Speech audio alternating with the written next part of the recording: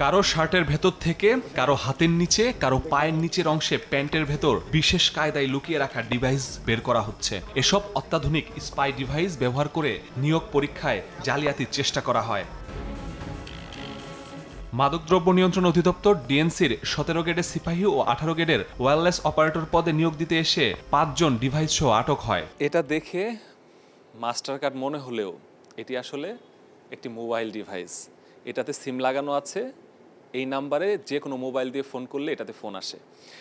ছোট্ট এই ডিভাইসটি কানের ভেতর লাগিয়ে ব্লুটুথের মতোই সব কিছু শোনা যায়।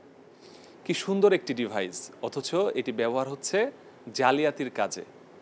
সরকারি বিভিন্ন নিয়োগ পরীক্ষায় এই ডিভাইস ব্যবহার করে জালিয়াতি করে আসছে একটি সংঘবদ্ধ চক্র।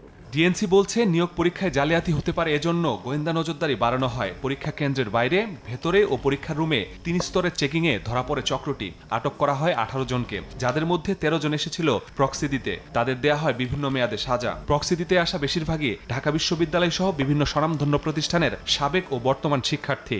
এই ধরনের স্পাই ডিভাইস সাধারণত দেশে সাধারণ মানুষের কাছে থাকে না। তারা সেই ইয়ারফোন কানের ভেতরে, সেই কানের ছিদ্রের ভেতরে রেখেছিল, বাইরে থেকে বোঝা যাচ্ছিল না। এবং আমাদের যে স্মার্ট কার্ড বা আমাদের যে ক্রেডিট কার্ড সাইজের তাদের রিসিভারগুলো তাদের সঙ্গে ছিল, যার ফলে তারা বাইরের সঙ্গে যোগাযোগ স্থাপন করে এবং পরীক্ষা দেওয়ার অপচেষ্টা গ্রহণ করে।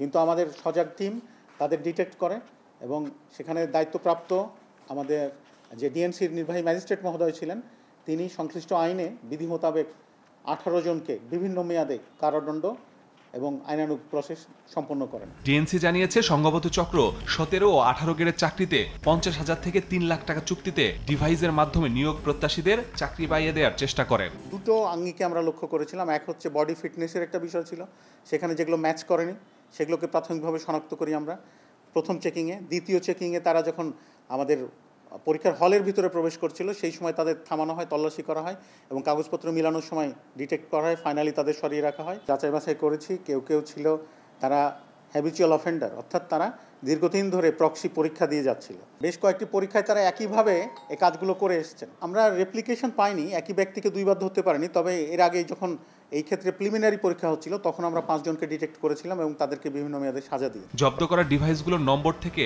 চক্রের মূল হোতা সহ বাকিদের আটকের চেষ্টা করছে ডিএনসি। স্বচ্ছতা, নিরপেক্ষতা এবং ন্যায্যতার একটি প্রমাণ উপস্থাপন করেছে। মাসুদুর রহমান, সময় সংবাদ, ঢাকা।